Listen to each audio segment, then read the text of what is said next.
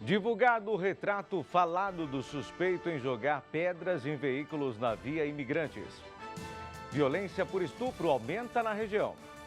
Pesquisa mostra que o valor da cesta básica se manteve estável no ABC. São Bernardo do Campo registra mais uma morte pelo vírus H1N1. Centros públicos divulgam vagas de emprego para esta semana. Direto da Via Anchieta, o balanço das estradas no feriadão. Eu recebo em nosso estúdio o advogado Marcos Quadros. Vamos falar sobre desistência na compra de imóveis. Segunda-feira, 30 de maio de 2016. Está no ar o J Mais ABC.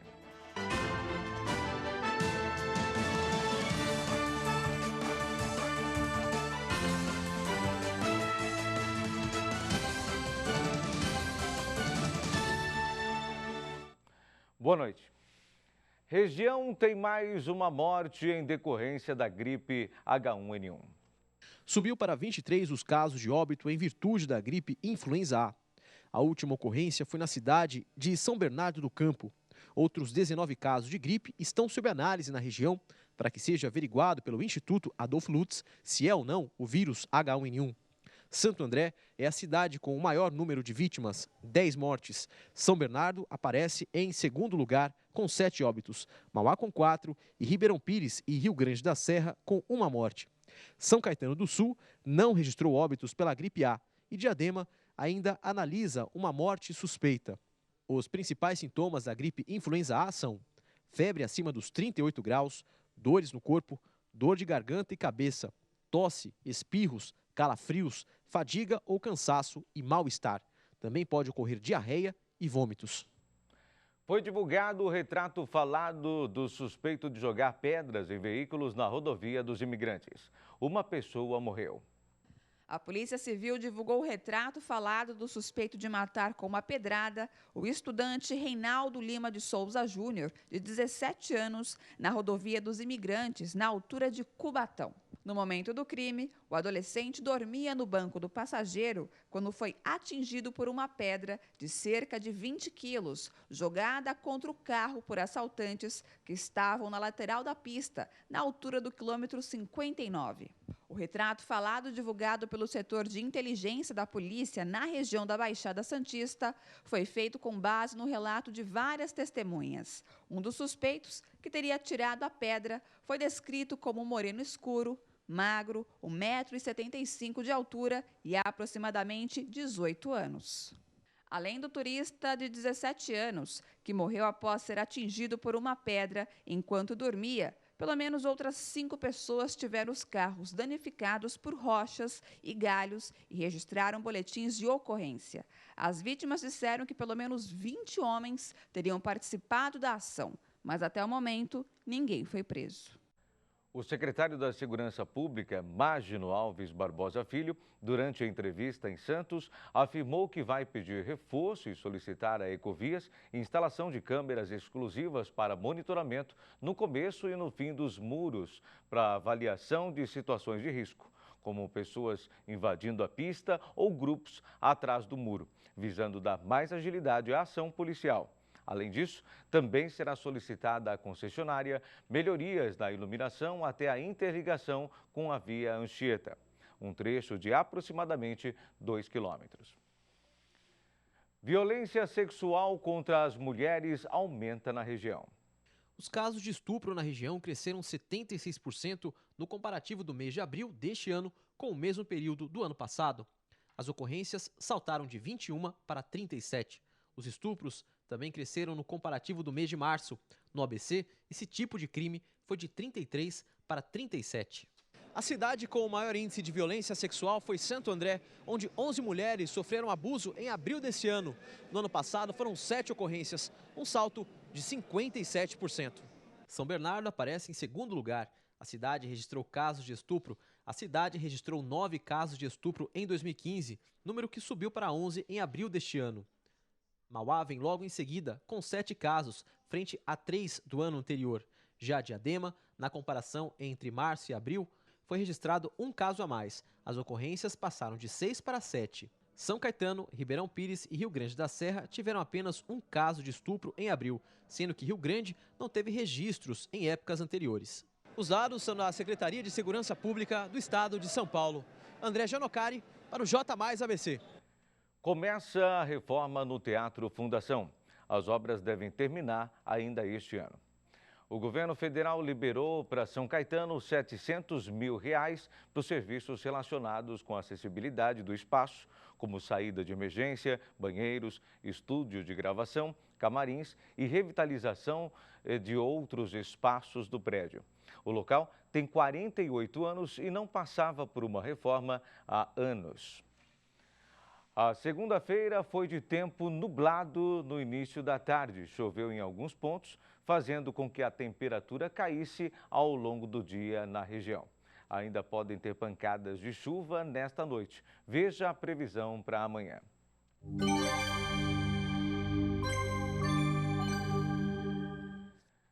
Em São Bernardo, a mínima prevista é de 16 graus e máxima de 23 graus, podendo chover a qualquer hora. Na capital de São Paulo, os termômetros atingem mínima de 17 e máxima de 25 graus. O tempo nublado traz possibilidade de chuva durante todo o dia. Já em Santos, cidade litorânea, o tempo fica entre 20 de mínima e 28 graus de máxima, podendo garoar de tarde e à noite. E em Piracicaba, a previsão é de 19 graus de mínima e 28 graus de máxima, o que traz possibilidade de chuva para a cidade. Começou hoje as inscrições para o Sistema de Seleção Unificada, o SISU. São ofertadas mais de 56 mil vagas em 65 instituições públicas de ensino superior para o segundo semestre deste ano. Podem participar alunos que fizeram o Exame Nacional do Ensino Médio, o Enem, em 2015 e não tiraram 0 na redação. Para se inscrever, é só acessar o site do SISU. As inscrições vão até o dia 2 de junho, próxima quinta-feira. O resultado será divulgado no dia 6 de junho e a matrícula deve ser realizada entre os dias 10 e 14. Veja a seguir. Pesquisa mostra que o valor da cesta básica se manteve estável no ABC. Centros públicos divulgam vagas de emprego para esta semana. Confira também as informações do esporte. Continue conosco. Voltamos já.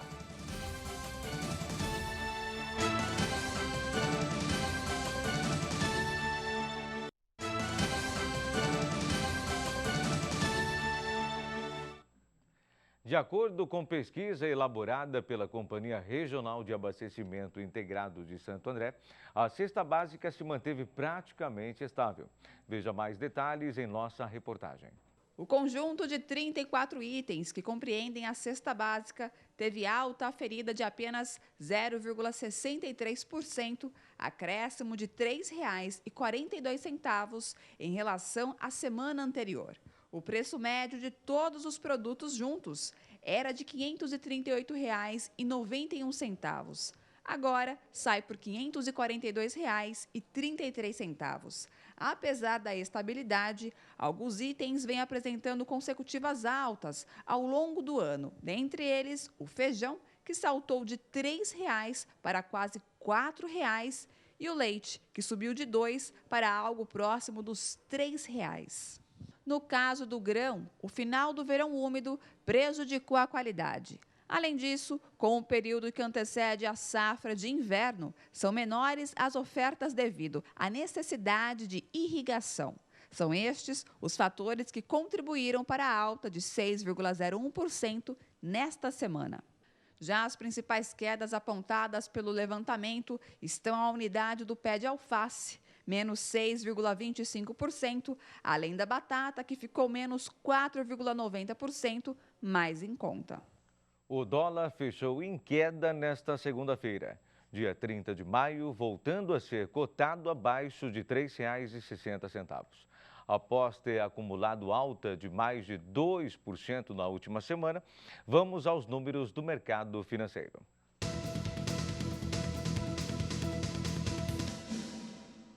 O dólar fechou em baixa de 0,91%, vendido a R$ 3,57. O euro encerrou em baixa de 0,73%, vendido a R$ 3,98. E a Bovespa fechou o dia em baixa de 0,17%. Faltando apenas um dia para o prazo final da entrega da Declaração Anual Simples Nacional, o MEI, apenas um entre 3 microempreendedores entregou o documento. No estado de São Paulo, dos 1,5 milhões de MEIs, apenas 34,5% realizaram a entrega da declaração. De acordo com o Sebrae, o documento é importante para que a empresa continue prestando serviços sem restrições. Quem perder o prazo poderá pagar uma multa de até R$ 50. Para realizar a declaração, basta acessar www.portaldoempreendedor.gov.br. Vamos ao nosso giro esportivo, que hoje traz as últimas notícias do futebol.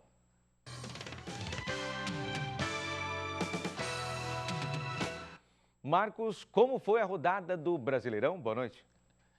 Boa noite, Maurício. Olha, final de semana foi agitadíssimo no futebol brasileiro.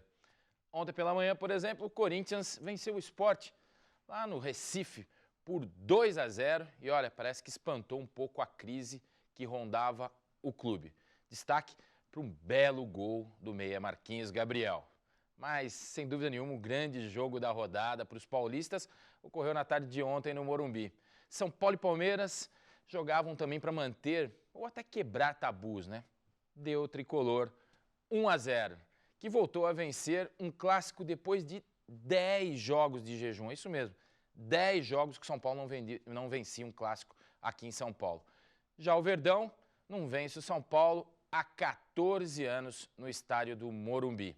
No final do jogo, houve até uma discussão acirrada entre o zagueiro Maicon e o atacante Rogério do São Paulo, mas o técnico Paton Bausa amenizou a polêmica, dizendo que isso faz parte de uma equipe que quer vencer os seus jogos. Isso aí, é o São Paulo melhorando no Brasileiro e já de olho nas semifinais da Libertadores. E a seleção, hein? A seleção brasileira realizou um amistoso contra o Panamá em Denver ontem à noite e venceu, hein? 2-0, gols dos atacantes Jonas e o Gabriel, conhecido Gabigol do Santos, né? O técnico Dunga elogiou muito a equipe e diz ter encontrado, com essas opções, ele colocou 5 jogadores da seleção olímpica, né, em campo, um maior leque de opções para escalar a equipe na Copa América. Lembrando, a estreia ocorre no próximo sábado contra o Equador. Será que vencer o Panamá só por 2-0 dá essa tranquilidade toda para o Dunga? Olha lá, hein, Dunga. Já pela Champions League, o Real Madrid bateu nos pênaltis o Atlético de Madrid por 5-3 e conquistou mais um título europeu.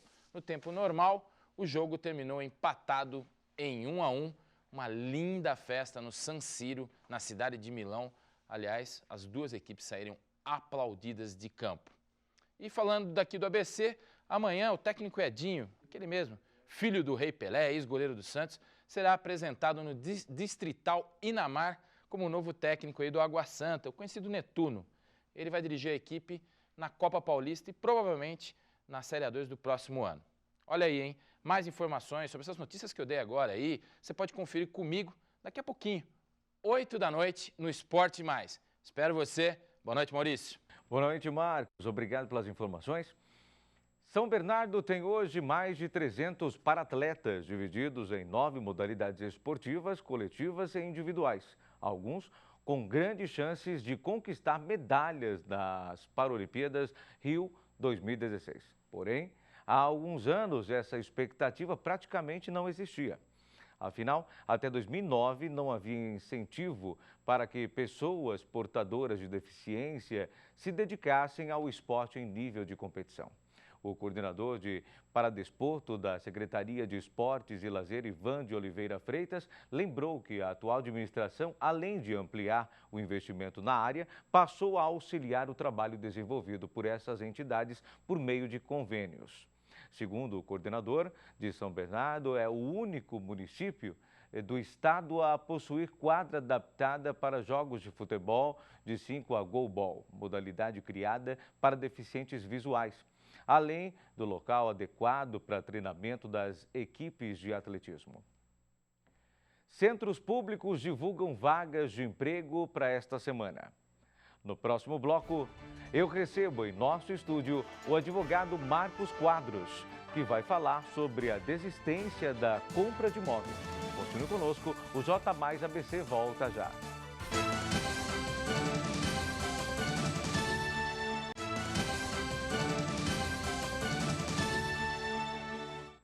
Concessionárias das rodovias do ABC divulgam balanço de acidentes e atendimentos durante o feriado de Corpus Christi. Quem traz mais detalhes é o nosso repórter Guga Mendonça em nosso Link Mais. Boa noite, Guga. Muito boa noite, Maurício. Muito boa noite a você ligado no J Mais ABC. Dessa segunda-feira falamos aqui do posto de atendimento avançado da Ecovias no quilômetro 19 da Via Anchieta. A Ecovias computou nesse feriado a passagem de 223 mil veículos pelo sistema Anchieta Imigrantes entre os dias 25 e 29 de maio. O pico de tráfego na descida da Serra foi registrado entre as 11 horas e 12 horas de quinta-feira, dia 26, quando 5,3 mil veículos utilizaram o sistema Anchieta Imigrantes em direção ao litoral. Durante esse período, a Ecovias operava na operação 7x3, ou seja, os motoristas tinham à disposição as duas pistas da Anchieta e a pista sul da Imigrantes para a descida. A subida, por sua vez, acontecia pela pista norte da rodovia dos Imigrantes. Já no momento de tráfego mais intenso na subida, foi registrado entre 16 e 17 horas de domingo, dia 29, quando mais de 6 mil veículos utilizaram as rodovias do trecho de concessão da Ecovias em direção à capital paulista. Na ocasião, a operação subida estava em 2x8 e os motoristas tinham a opção de trafegar pelas duas pistas da Imigrantes e pela pista norte da Anchieta. Já os usuários que seguiam em direção ao litoral utilizavam a pista sul da Anchieta. Durante o feriado, 38 acidentes ocorreram nas rodovias do sistema Anchieta Imigrantes. No total, foram 23 feridos e uma vítima fatal. Para a operação do feriado de Corpus Christi, a Ecovias disponibilizou 40 viaturas, entre elas picapes de inspeção de tráfego, ambulância UTI, ambulância de resgate, veículos leves de atendimento rápido, guinchos leves e guinchos pesados com reforço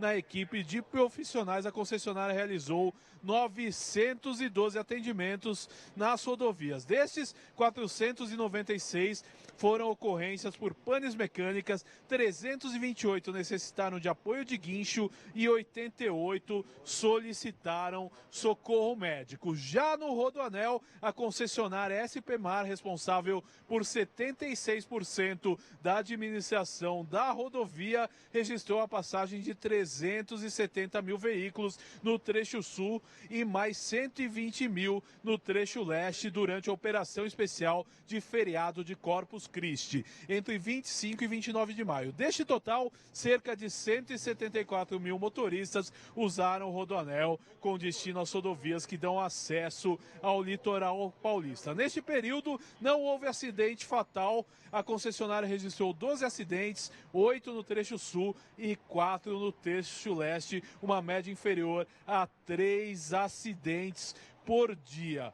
Então, sem gravidades, as ocorrências lá no Rodoanel. Aqui a Via Anchieta agora, nesta segunda-feira, tem tráfego lento, tanto em direção ao litoral como em direção a São Paulo, no trecho que passa por São Bernardo do Campo. Uma garoa bem forte começa a cair na região. Guga Mendonça para o J Mais ABC.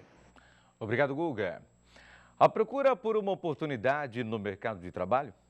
A Central de Trabalho e Renda de São Bernardo está com vagas em aberto. Veja quais são elas em nossa reportagem. Nesta semana, a Central de Trabalho e Renda de São Bernardo oferece para quem procura por um trabalho 85 oportunidades. Entre as opções estão para fiscal de loja, monitor de alunos, repositor de mercadorias e confeiteiro. Há ofertas também para pessoas com deficiência para atuarem como ajudante de embalador. Para se candidatar, basta comparecer à central na Rua Marechal Deodoro, número 2316, no centro, ou na unidade da Subprefeitura do Riacho Grande, na Avenida Araguaia, número 265. O horário de atendimento é das 8 da manhã às 5 horas da tarde, de segunda a quinta-feira, e às sextas, das 8 da manhã às 3 horas da tarde. Para realizar o cadastro, é necessário comparecer em uma das unidades com documentos como RG, CPF e carteira de trabalho, ou preencher ficha por meio do site do Ministério do Trabalho. Agora no estúdio eu recebo o Dr. Marcos Quadros, advogado da empresa Quadros Advogados. Hoje vamos falar sobre a desistência de compra de imóveis. Boa noite, seja muito bem-vindo aqui no J+. Parabéns pelo nascimento do seu filho Henrico. Afinal, atualmente o país passa por uma crise econômica desastrosa. Com isso, muitas pessoas acabaram perdendo o emprego e, consequentemente, desistiram aí da compra do imóvel. Essa pessoa, hoje, corre o risco de ter o nome negativado, doutor? Primeiramente, boa noite, Maurício, a todos os espectadores, boa noite. Em caso de distrato e a pessoa esteja inadimplente, em tese, é possível sim a negativação. O consumidor tem que ter em mente que, na medida em que ele não conseguir mais honrar com as parcelas, ele deve procurar sim a construtora e realizar o chamado distrato, sempre com muita atenção para não dispor de alguns direitos aí que são essenciais, né, nessa situação. Agora, no caso de atraso na entrega da obra, ainda é aplicada a multa de 10%? Veja, Maurício, nessa situação não. Quando há atraso na entrega da obra, entende-se que quem inadimpliu foi a construtora, de tal maneira que não há que se falar em multa. Muito pelo contrário. É possível que até que a própria construtora seja obrigada a reparar eventuais danos que o consumidor tenha sofrido nessa meio tempo de atraso da obra. E o comprador, ele tem direito à devolução da comissão de corretagem? Caso desista da compra, ele tem esse direito? Sim, não só quando há desistência ou não. Na relação de consumo, na medida em que o consumidor vai até o estande de vendas da construtora, ele procura um representante legal, ele não procura um corretor de imóveis, mesmo que a pessoa seja um corretor de imóveis. Em razão disso, quem deve arcar é a própria construtora. É importante ter em mente que, às vezes, aí os corretores ficam um pouco bravos aí com os advogados, mas a comissão de corretagem é devida, mas quem deve suportar sempre é a construtora e não o consumidor. Agora, deixa uma dica aí para o comprador, aquele que está aqui pensando em ter aí a sua casa própria, né? O que ele deve fazer antes de assinar o documento? Olha, a dica básica é sempre procurar um advogado, né? Para, na medida que ele possa ter conhecimento do que ele tem de direitos aí. O importante é a leitura também, sempre pormenorizada, sem nenhuma pressa, porque geralmente a pessoa é levada a assinar o documento rapidamente, né? Se possível, leve para casa, analise o documento e procure sempre um advogado da sua confiança. É isso aí, Marcos Quadros, da Quadros Advogados, pai do Henrico, que nasceu ontem, não foi? Exatamente. Obrigado pela sua participação. Eu que agradeço. Muito obrigado e boa noite. Às 9h tem Futebol Mais Debate.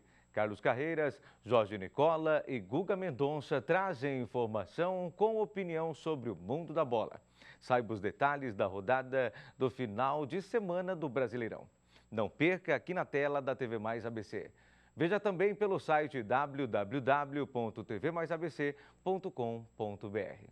Bem, o J Mais ABC desta segunda-feira termina aqui. Outra exibição do nosso telejornal você confere à 00:30. Nós voltamos amanhã às 7 da noite. Até lá!